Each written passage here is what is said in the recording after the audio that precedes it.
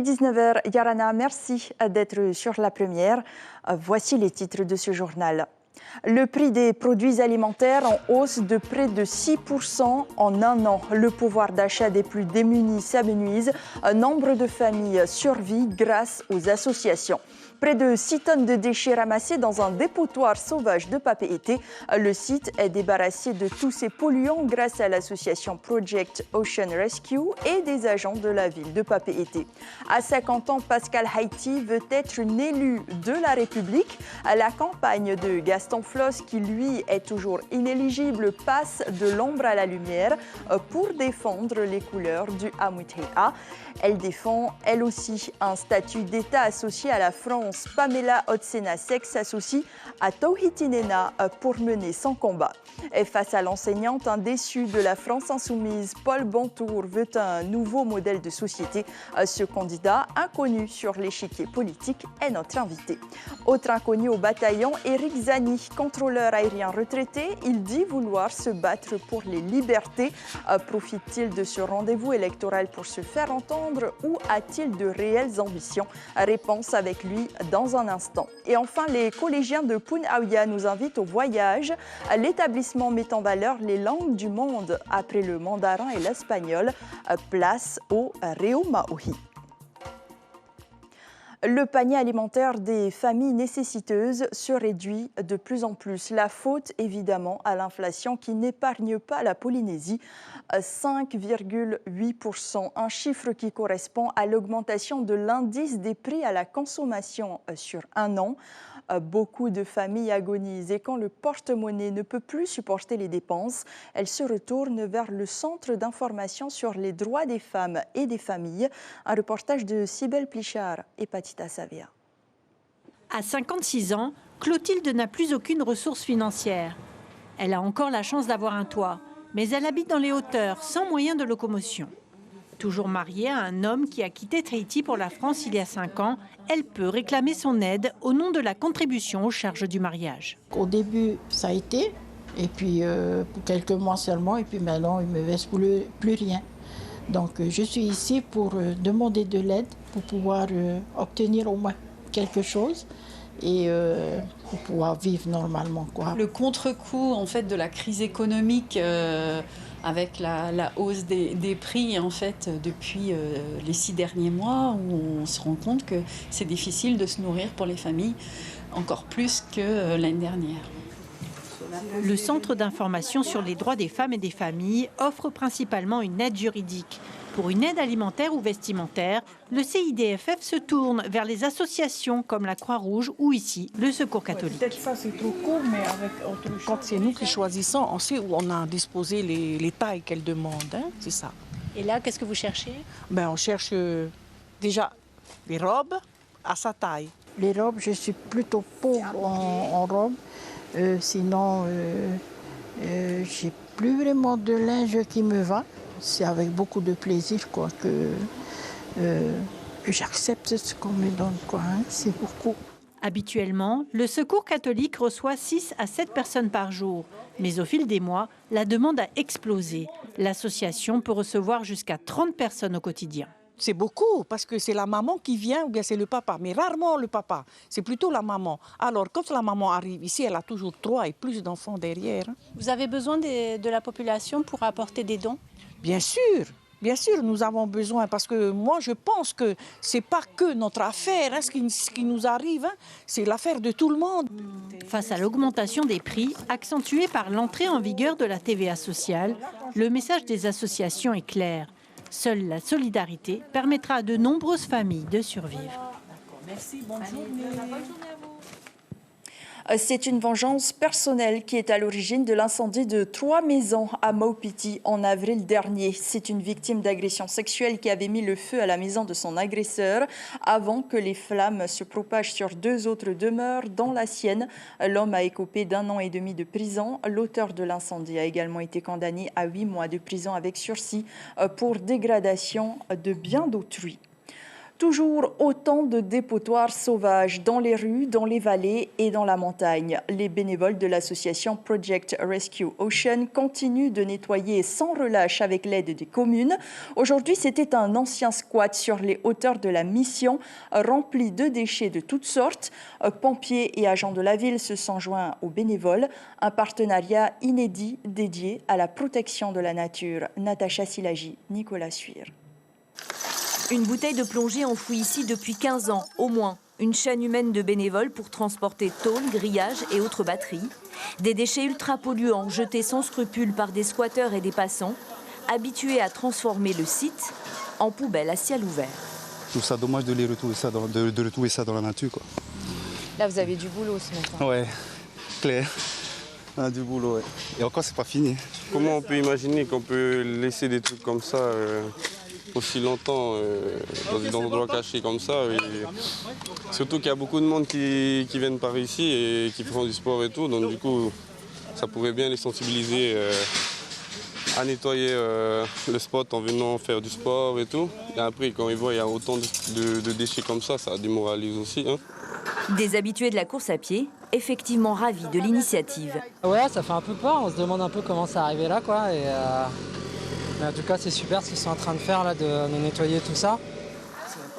Vieille imprimante, tube en plastique.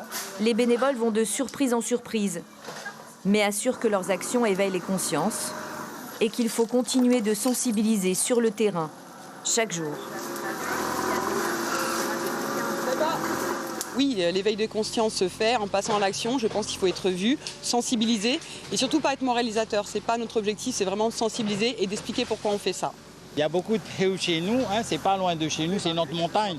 Et si on veut préserver notre montagne, hein, il faut venir, il faut nettoyer. Il faut que tout le monde participe. Il faut donc que participe et après elle me dit hey, c'est une popa qui est venue nous dire qu'il faut nettoyer là chez nous, on est un peu gênés et donc ils sont venus. 6 tonnes de déchets ont été arrachés de la terre et de la végétation, c'est déjà ça. C'est un palmarès entièrement féminin. Le concours Résidence d'artistes Cité internationale des arts est remporté par 4 femmes. Il s'agit de Patricia Baudet et de Tevaïté Dinkseni.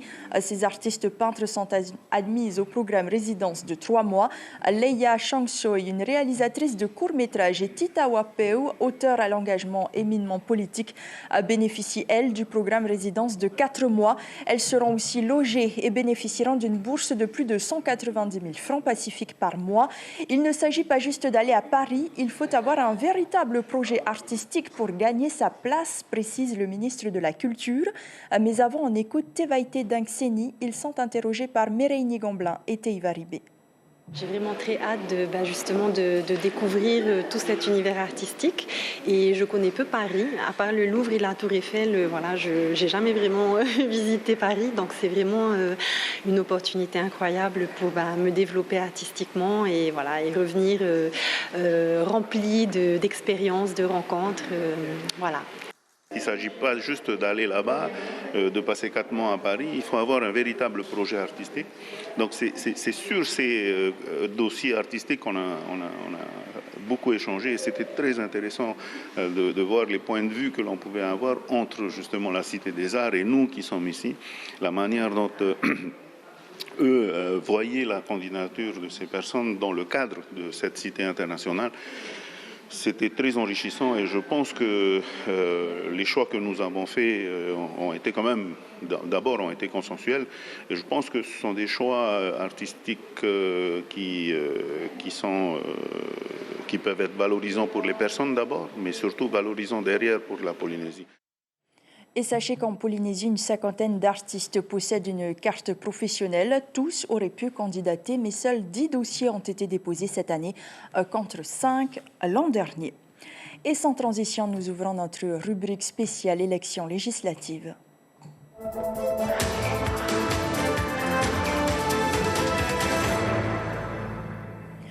Elle a endossé plusieurs fonctions lorsque Gaston Floss était au pouvoir avant de devenir plus tard sa compagne. Pascal Haïti est propulsée au devant de la scène pour remplacer son mentor. Sera-t-elle plébiscitée par les électeurs de la première circonscription? Réponse le 4 juin. Voici son portrait. Il est signé Mélissa Chong et Teiva Ribé.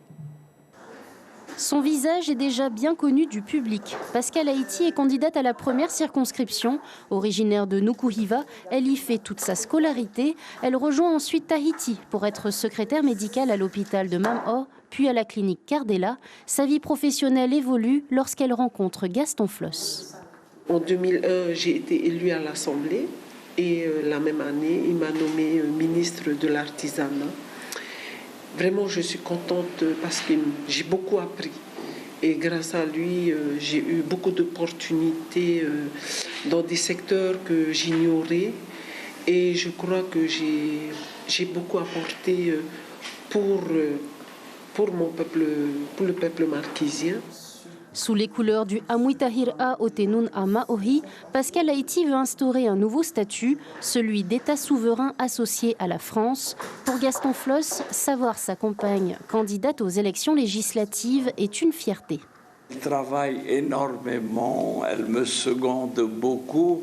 Vous savez, quand on fait de la politique, il faut que ce soit le couple qui travaille ensemble.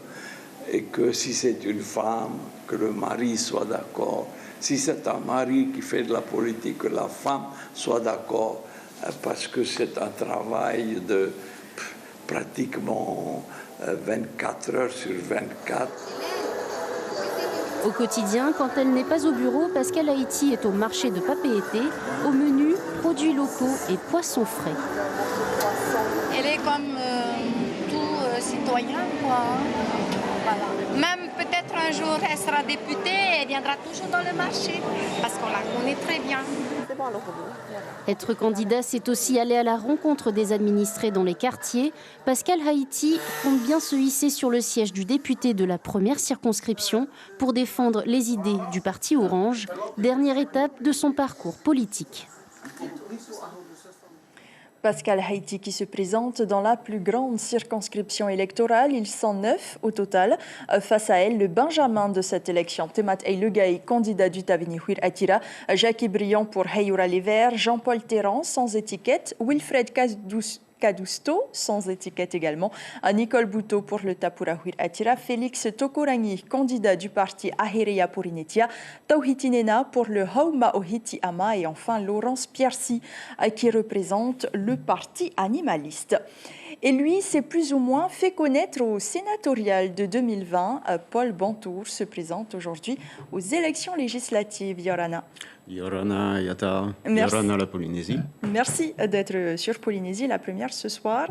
Vous avez obtenu 0 voix aux dernières sénatoriales. Cela aurait pu vous décourager, mais non, puisque vous vous présentez à cette élection. Pourquoi ? Alors, je vais revenir juste sur les sénatoriales. C'était important de marquer le coup à cette époque-là. Il fallait taper un peu dans la fourmilière, comme on dit. Et on savait très bien qu'on n'avait aucune chance, vu que ce sont les maires et... Donc vous avez plutôt profité de la tribune pour voilà, vous faire connaître un petit peu. Pour faire connaître l'insoumission en Polynésie, qui date pas d'aujourd'hui, qui date déjà de 2012. Et donc, vous voulez en finir avec la précarité. On vient de le voir justement, l'inflation pèse sur le pouvoir d'achat des familles précaires notamment. Un député a-t-il le pouvoir d'améliorer le quotidien de ces personnes, Paul Bantour ? Alors, il y a plein de solutions pour améliorer ça. On l'a vu dans ton premier reportage, c'est scandaleux quoi, d'en arriver là. Il y a 83 000 personnes qui vivent sous le seuil de pauvreté à l'heure actuelle. En Polynésie, c'est presque un tiers de la population. Et ceux qui gagnent un petit peu plus ne gagnent pas non plus assez pour y arriver, quoi, hein.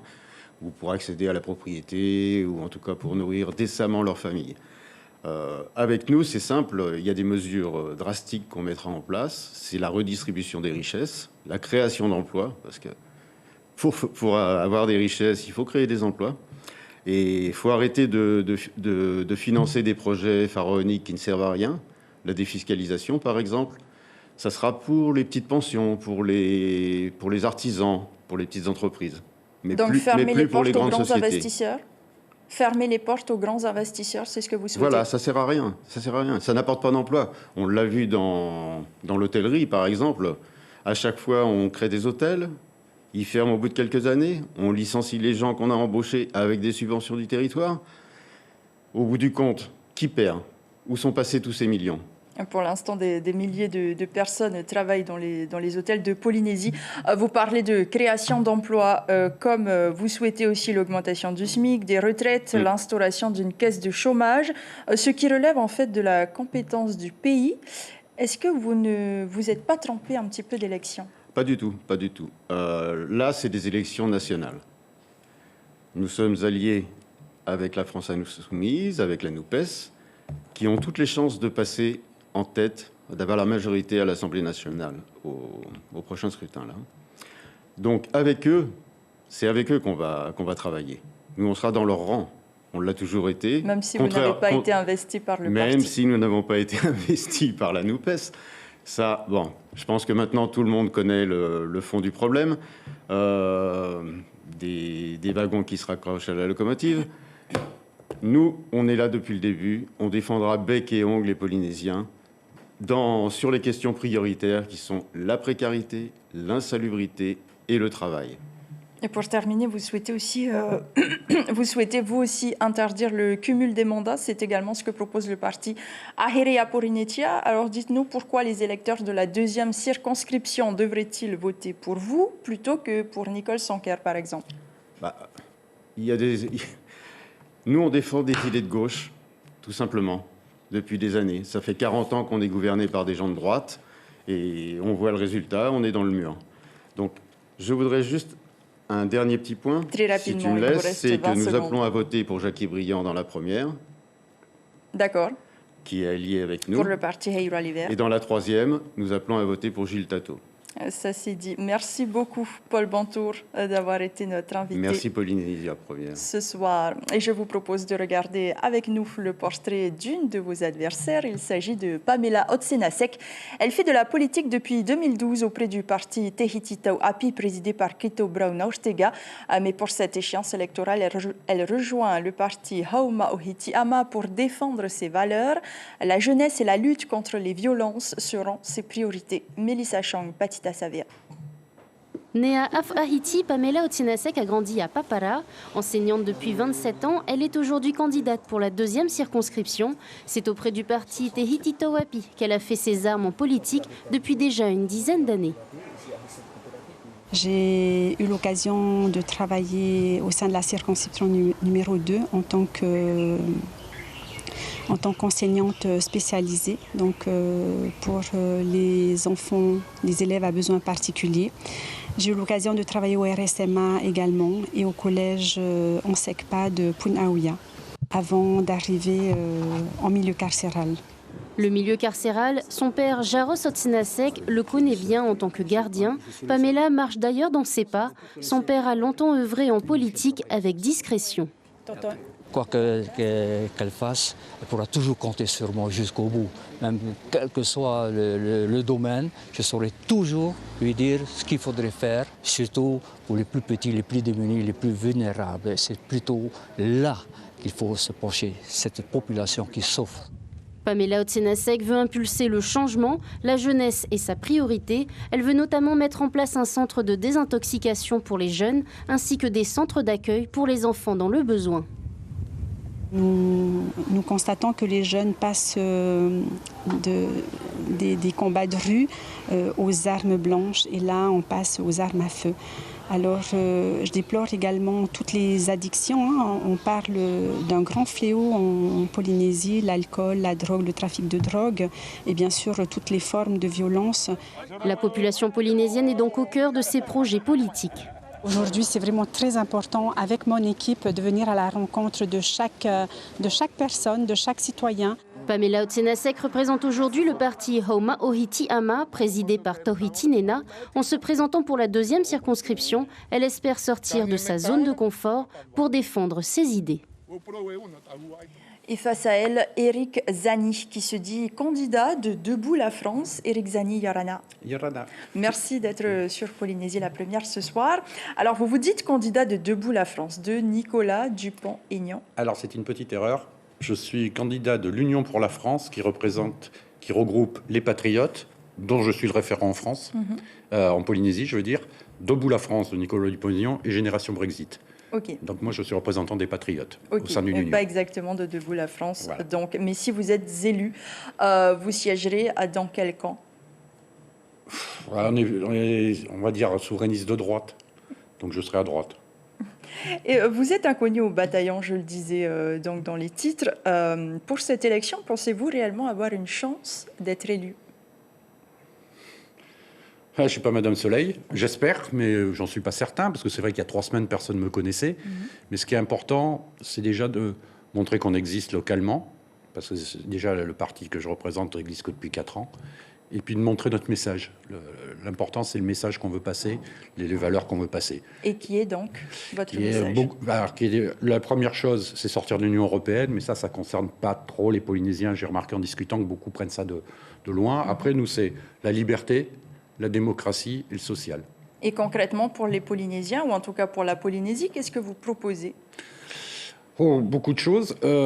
Déjà, j'ai réussi à faire mettre, parce que dans la charte du parti, parce que c'est un parti français à la base, le dédommagement pour les gens qui ont été irradiés par les essais nucléaires, un dédommagement élevé et rapide.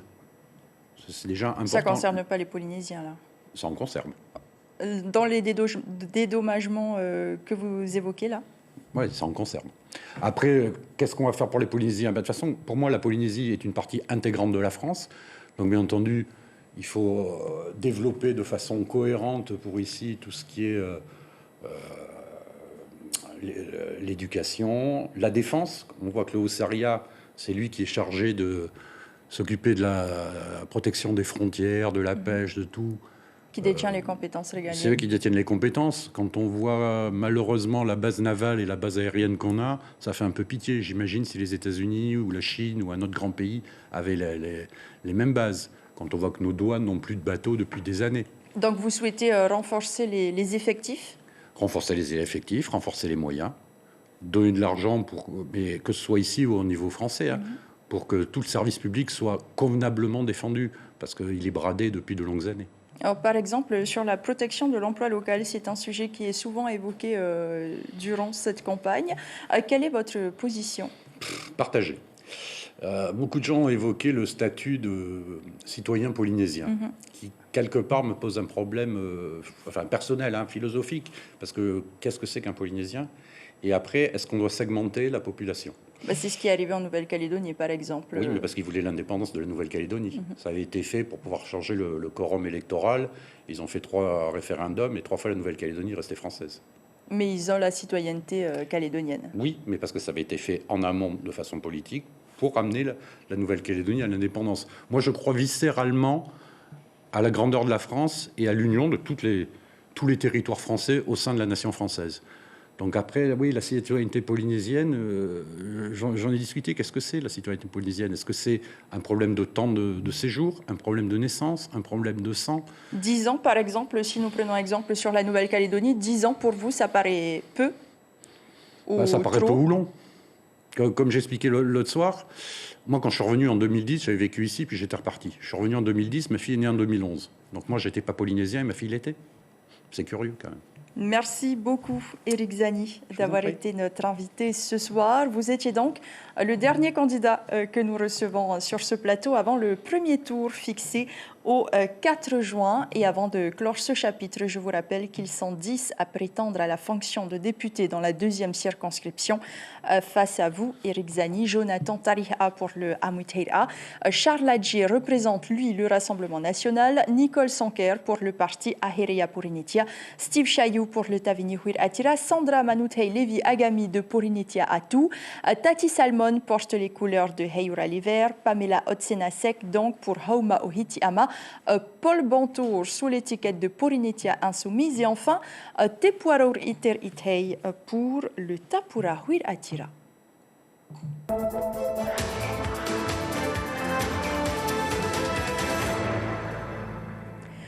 Le Centre d'information et de recrutement des forces armées en Polynésie recrute à Bora Bora. Il est à la recherche de jeunes âgés de 18 à 30 ans pour s'engager dans l'armée de l'air et de l'espace, mais aussi la marine nationale.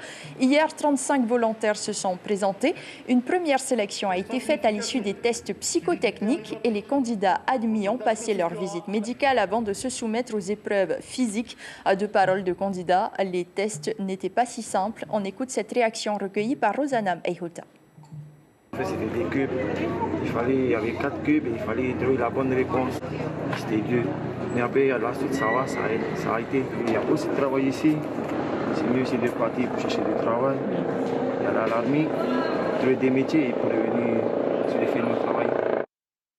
Les concours de sport traditionnels se préparent à Bora Bora et plus particulièrement les compétitions de lanceurs de javelot. 25 jeunes gens s'affronteront au mois de juillet lors du Heiwai Popora. C'est sur le terrain Veiro à Hanau qu'ils s'exercent chaque jour sauf le dimanche. Ce dernier étant réservé à l'organisation de journées corporatives pour récolter des fonds qui leur serviront à financer leurs déplacements sur la capitale. Car ces athlètes veulent se mesurer à tous les autres du territoire. Viorenza Maituitu, secrétaire adjointe de l'association Tuaru Maohi, répond à Rosanam Eihuta. Ça fait plaisir et ça fait plaisir aux jeunes aussi de leur apprendre justement aussi notre culture aussi. Ça fait partie de notre culture. Au niveau du déplacement, nous prenons en charge tout ce qui est budget et tout ça. Mais on fait appel quand même aux sponsors, aux entreprises de Bora Bora, si vous pouvez nous aider pour pouvoir emmener nos jeunes à Tahiti. Et ce ne sera pas à notre nom, ce sera au nom de Bora Bora, bien sûr. Une semaine entièrement consacrée aux langues. Ça se passe au collège de Punaauia où chaque jour des activités en lien avec chaque langue sont organisées. Aujourd'hui, le Reo Maohi était à l'honneur. Orero, sport traditionnel et spectacles de danse ont ponctué cette journée. Le collège compte plus de 900 élèves et 2 écoles primaires de Punaauia étaient invitées pour l'occasion. Caroline Fari, Jérôme Lee.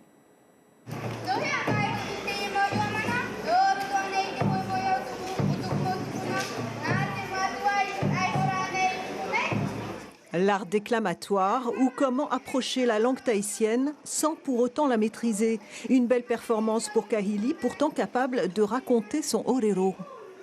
C'est un orero qui parle de la nature. En fait, c'est quelqu'un qui a parlé d'un tia orero. En fait, il a dit ce qu'il faisait et cette personne, il voulait devenir le orero. Le tia orero, du coup, il a tout fait pour trouver des questions. Il était fou parce qu'il cherchait des questions et après, il est devenu un tia orero. Il a dit à tout le monde de se préparer parce qu'on va aller sur une grande pirogue. Tu parles tahitien couramment? Non. La réappropriation de la langue, un véritable défi pour les enseignants qui tentent d'en inculquer les bases à leurs élèves. Dans nos cours, les enfants ont beaucoup de mal à s'exprimer en tahitien parce que les familles ne parlent plus le tahitien, sauf les grands-parents. Et ce serait bien qu'on remette en valeur la langue polynésienne. On va dire que les enfants sont attirés par les autres cultures et qu'ils ont du mal à s'approprier la leur. Alors ce qu'on fait en classe, on leur propose des activités qui leur donnent encore envie d'apprendre la langue tahitienne. Les sports traditionnels sont programmés par les équipes pédagogiques, courses de porteurs de fruits, levée de pierre ou tir à la corde. À défaut de parler la langue, on renoue avec la culture locale et le plaisir est au rendez-vous. Le premier ressenti que j'ai, c'est qu'ils apprécient ça, ils aiment bien. Ils repartent en tout cas de l'atelier avec le sourire. Donc, ils renouent avec leur culture. C'est ça, oui. Et puis c'est assez ludique ce qu'on leur propose, donc ils aiment forcément. Pour moi, on était un petit peu sur le tir à la corde, un peu pour tester un peu la puissance et pour rendre ça un petit peu fun pour aujourd'hui. Vous avez l'impression que ça leur plaît de faire des sports traditionnels? Alors justement, je posais la question aux élèves, du coup, est-ce que ça vous plaît aujourd'hui les enfants? Autre monde, autre langue, les prochaines journées seront consacrées à l'anglais, au français et au latin. La semaine des langues se poursuit effectivement jusqu'à vendredi au collège de Punaauia. L'information principale de ce journal, l'inflation galopante empêche des familles de se nourrir convenablement. Près de 6% d'augmentation entre avril 2021 et avril 2022. Alors quand l'argent manque pour faire face aux dépenses, elles se retournent vers des associations. Votre émission L'Invité Café reprend sa programmation initiale dès demain. Philippe Catelin, le président du syndicat polynésien du chanvre, sera l'invité. Il évoquera avec Ibrahim Ahmed Aziz le débat organisé demain sur la légalisation du cannabis, un sujet sur lequel les candidats aux législatives seront invités à se positionner. À la une de votre quotidien demain, Tahiti Info vous explique combien coûte un député.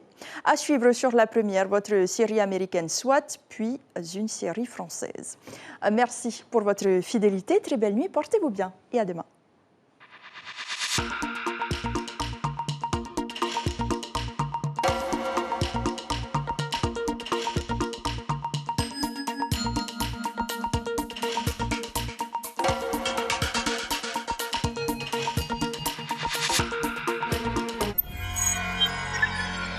Retrouvez ce programme en replay sur notre site internet.